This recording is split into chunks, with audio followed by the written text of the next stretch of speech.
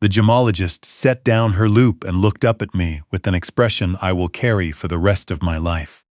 It wasn't admiration. It wasn't the quiet satisfaction of someone who has just handled a beautiful piece of antique silver. It was alarm, measured, careful, but unmistakably alarm. "Sir," she said, "I need you to take this ring off right now." I looked down at my right hand, at the signet ring my son had placed on my finger 7 months ago, on the evening of my 67th birthday, with his voice catching in his throat and his eyes bright with something I had read as love. The ring that had belonged to my father for 40 years. The ring I had promised, right there at the kitchen table, with my daughter watching, to wear every single day for the rest of my life. "Take it off now," she said again, quieter this time, more urgent, "and then I need to show you something inside the band." I had no idea, sitting in that narrow shop on Fort Street in Victoria on a Tuesday afternoon in March, that those words were about to unravel everything I thought I knew about the people closest to me. To understand how I got there, you need to go back to the previous August, to my birthday dinner, to the night I received what I believed was the most meaningful gift I had ever been given. My name is Finlay. I am 67 years old. I spent 31 years as a civil engineer with the province of British Columbia. Not a glamorous career, but a solid one. Bridges, water treatment systems, highway infrastructure, things that exist quietly in the background of people's daily lives and only get noticed when something goes wrong. I was proud of that work in the way you're proud of something you can point to and say, "It's still standing." My wife passed away 3 years before any of this happened. Ovarian cancer, caught too late. She was the kind of person who organized the world around her without effort. And when she was gone, I realized how much of what I'd thought of as myself had actually been the two of us together. We had 2 children. My son, who is 38, lives here in Victoria with his wife. My daughter, she's 34, lives up in Vancouver, working in environmental consulting. I retired 2.5 years ago. The adjustment was harder than I expected. I took up early morning walks along the waterfront at Beacon Hill Park. I joined a heritage society. I cooked more than I had in decades. I read. I existed imperfectly in a life that had more open space in it than I knew what to do with. My son moved back into my house 8 months before my birthday. He said he needed time to regroup. A restaurant investment had gone badly, which I understood, because the food industry on Vancouver Island is brutal even in good years. He'd put a substantial portion of his savings into a partnership that dissolved under poor terms, and now he owed money he didn't have. He and his wife took the guest suite on the 2nd floor. I told them to stay as long as they needed, and I meant it completely. What I did not notice, what I could not see because I was not looking for it, was the way my daughter-in-law moved through the rooms of my house during that first weekend. The way her eyes moved across the furniture, the fireplace, the view of the garden my wife had spent 20 years getting exactly right. I didn't read it as assessment. I read it as someone making herself at home. I was wrong about that. My birthday falls on the 14th of August. That year it landed on a Wednesday. My son insisted on cooking roast chicken with roasted vegetables, my late wife's recipe, which he'd learned from her when he was a teenager and always made better than he admitted. There was a bottle of Okanagan Red open on the table, fresh flowers in the blue vase she used to keep on the kitchen windowsill. The whole evening felt carefully assembled, each detail chosen with deliberate care. I remember thinking, this is what I worked for, right here. After we'd cleared the plates and settled back with the last of the wine, my son reached into the pocket of his jacket and placed a small wooden box on the table in front of me. "I've been holding on to something," he said. His voice was thick. "Something I think should be with you, every day." I opened the box. Inside, on a square of aged velvet, was my father's signet ring, a heavy sterling silver piece, engraved with the first letter of our family name, that my father had worn on his right hand for as long as I could remember. I had assumed it was lost somewhere in the paperwork of settling my parents' estate. I hadn't thought of it in years. "I tracked it down," my son said.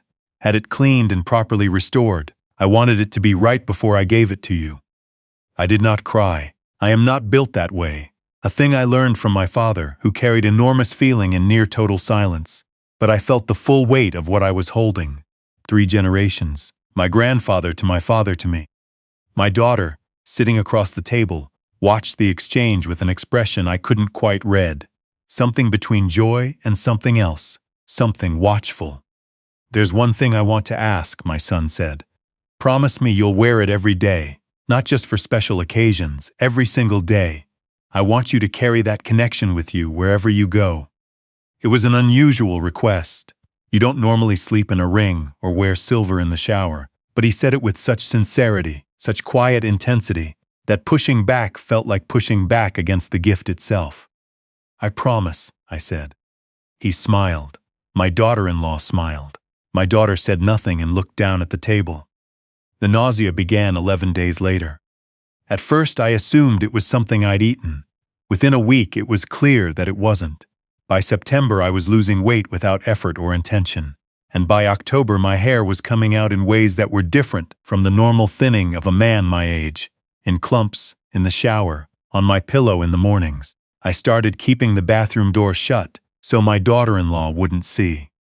I saw my family doctor in early September. She ran a standard blood panel. CBC, liver function, kidney markers, thyroid, blood glucose. Everything came back within normal range. She was thorough and careful and genuinely puzzled.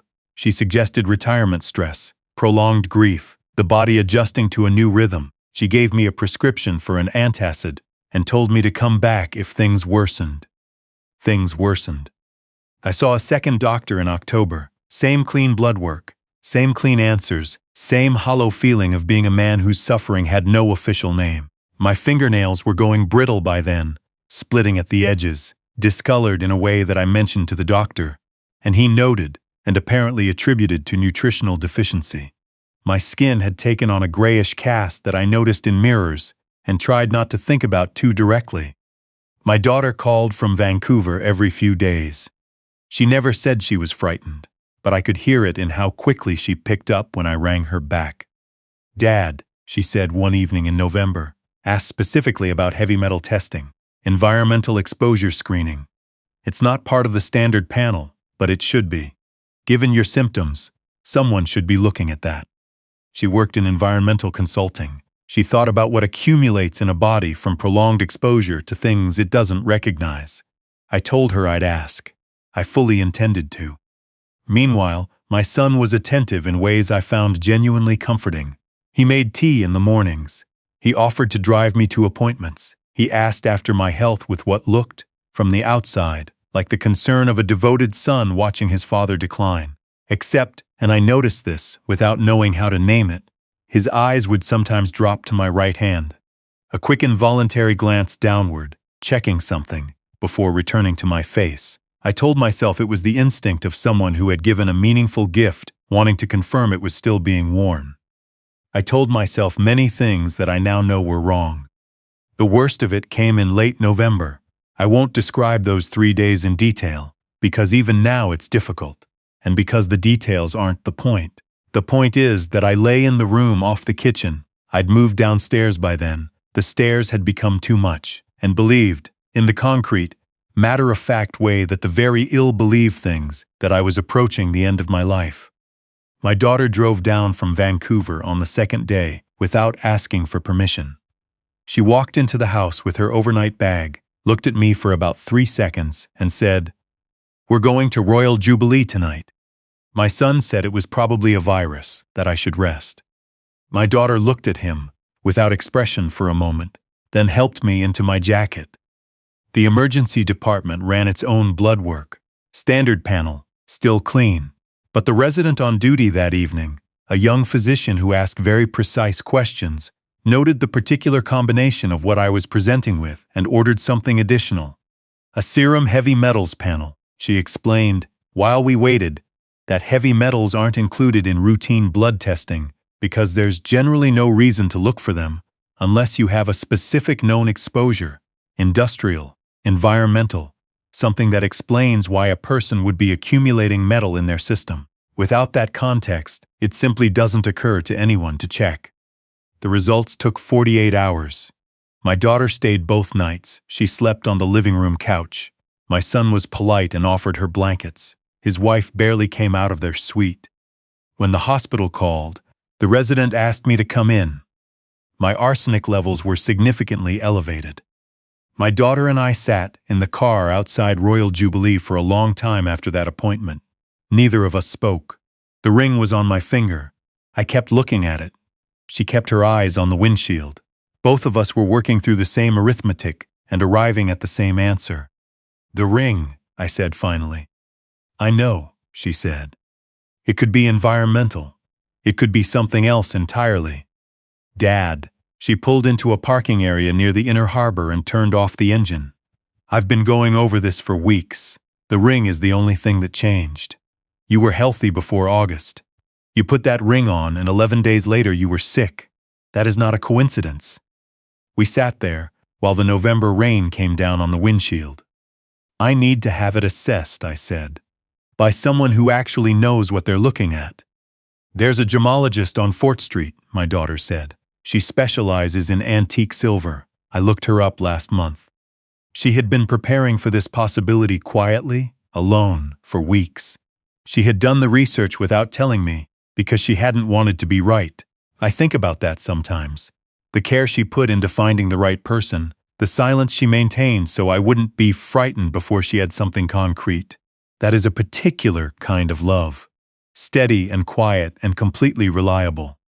Her name was Shelby, and she had been appraising antique jewelry in Victoria for over 30 years.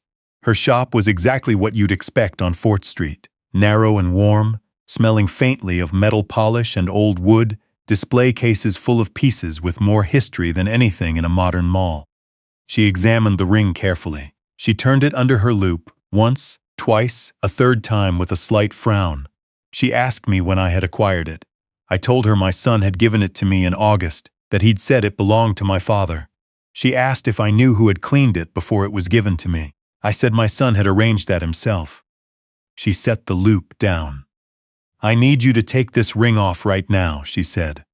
She didn't handle it herself once I'd removed it. She used a pair of soft tongs to transfer it to a padded tray on her workbench.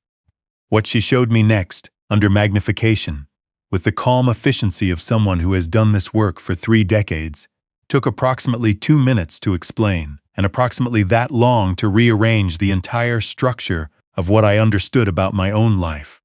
The inner surface of the band, the part that had rested against my skin every day since August, had been modified.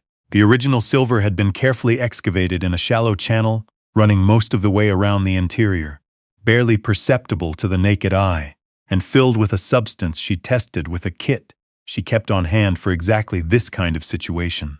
An arsenic compound, the type that absorbs readily through sustained skin contact, the type that accumulates slowly, the type that produces precisely the symptoms I had been living with since the first week of September. "This is not contamination," she said. "This is not accidental.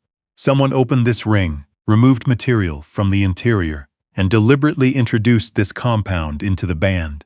This was done with knowledge of what it would do and intention to do it." I sat down in the chair beside her workbench. My legs simply stopped holding me. "Who had access to this ring?" she said carefully. "Before your son gave it to you?" My daughter was waiting outside. I told her everything at the front seat while the rain came down. Then she told me something I hadn't known. "I recorded a conversation with him last week." I looked at her. "He'd been getting defensive whenever I asked questions about your health. Not worried defensive. Something else. Last Tuesday I asked him directly why he thought your blood work kept coming back normal when you were so clearly deteriorating, and the way he answered." She stopped, collected herself. I had my phone in my pocket. He didn't know I kept asking questions. She played me the recording. My son's voice, through the phone speaker in a rain-soaked car near the inner harbor, explaining, with the measured tone of a man who believed he was being reasonable, that the restaurant debt was far worse than he'd told me, that the people he owed were not the kind who accepted a payment plan or a delayed timeline, that he had looked at the situation from every direction, and concluded that the most practical path forward was one that didn't require him to wait for what would eventually come to him anyway. The house, the life insurance policy my wife and I had maintained for 30 years, my RRSP. Together, in Victoria's real estate climate, something approaching $2 million. "You're talking about your father," my daughter's voice said on the recording, steady, barely. "I know what I'm talking about," my son said. She stopped the recording before the end and told me the rest herself. His wife had known and supported it from the beginning. The arsenic compound had been sourced online, shipped to a P.O. box registered under a name that wasn't his. The ring had been modified by someone he'd found through channels he refused to name. The plan, he had explained to my daughter in her recorded conversation, had been designed to look like natural decline in an older man who had already lost his wife and whose doctors couldn't find anything wrong. He had not accounted for my daughter. He had not accounted for a gemologist with 30 years of experience who could see a modified band in under a minute. He had not accounted for an emergency resident who thought to order one more test. My daughter called the Victoria police from the gemologist's shop while I was still sitting in the chair by the workbench. She did it calmly, without consulting me, which is exactly right. I would have hesitated. She didn't. Detective Proul arrived within the hour. She listened carefully to both of us, examined the ring where it sat on the padded tray, and arranged for it to be transferred to the forensic unit. She took our statements methodically. She listened to the recording twice without changing expression. "Is your son currently at your residence?" she asked. "As far as I know," I said. She made a call. My son and his wife were brought in for questioning that afternoon. He didn't deny very much. The recording covered enough ground. The ring was physical evidence. The arsenic in my blood work was physical evidence. And despite the care he'd taken with the sourcing and the P.O. box and the planning of it, he'd been careless about the digital records, the purchase history, the communications, the research that any prosecutor could subpoena and present in sequence. The Crown's case was methodical. The trial ran 4 weeks. I will not walk you through all of it. What I will tell you is that the recording my daughter made, that quiet Tuesday afternoon with her phone in her pocket and her voice steady as she asked her brother to keep explaining himself, was played in the courtroom. His voice filled the room. I looked at the floor. He was convicted of attempted murder. His wife was convicted as an accessory. The sentences were significant. The judge, before delivering them, observed that what made the case particularly serious was not the planning alone, though the planning had been cold-blooded and extensive. What made it serious was the underlying logic, the decision that a father's life was an asset to be timed and liquidated. She said that with precision and without sentiment, which is the right way to say it. I did not feel satisfaction. I felt tired. I felt relieved. I felt grateful to still be in that room. I have recovered. Not without remainder. There are still mornings when my joints remind me of 7 months I'd rather not remember. And my doctor has been honest with me that some effects from prolonged arsenic exposure may not fully resolve. But my hair came back. My weight came back. I can walk the full loop at Beacon Hill Park without stopping. My daughter calls every day, sometimes for an hour, sometimes for 5 minutes. Either way, the call comes, and I have learned not to take that for granted. I went back to the park this past April for the first time since, before I got sick. Ordinary morning, gray, mild, a bit of wind coming in off the straight the way it does in spring. I sat on a bench near the rose garden and watched a pair of Canada geese moving across the grass with their goslings, entirely confident in their right to be exactly where they were. I thought about my father, about the ring he used to wear and what it meant to him and what I had believed it meant to me. I thought about my son. I am still trying to understand, not to excuse, not to reduce the severity of what he did, but to understand, because I think that is the only way grief doesn't curdle into something that destroys you from the inside. The irony of that phrase is not lost on me. Here is what I know now that I did not allow myself to know then. I saw the signs. I noticed my son's eyes dropping to my hand each time we were in the same room. I noticed the difference between his version of concern and my daughter's version of concern. One that checked on an object, one that looked at a person. I noticed things that didn't add up, and I set each one aside, because believing what the pattern suggested would have required me to accept something I wasn't ready to accept. Don't do what I did. Don't set things aside because the truth they point to is too painful to face. Your instincts are telling you something for a reason, not to alarm you, but to protect you. And if you are sick in ways that doctors cannot explain, push for the test that no one has thought to order yet. Standard panels are built around common causes. Ask about uncommon ones. My daughter understood this before I did. Listen to the people around you who see what your love is blurring. Shelby, on 4th Street, looked at a ring for 40 seconds and changed the direction of my life. 30 years of experience brought to bear on an ordinary Tuesday afternoon. She didn't hesitate. She didn't soften the message. She just told me what she saw. I am still here. 67 years old, still walking the path around Beacon Hill Park in the mornings, still learning to be grateful for an ordinary day with nothing wrong in it. That is not nothing. That is, in fact, everything.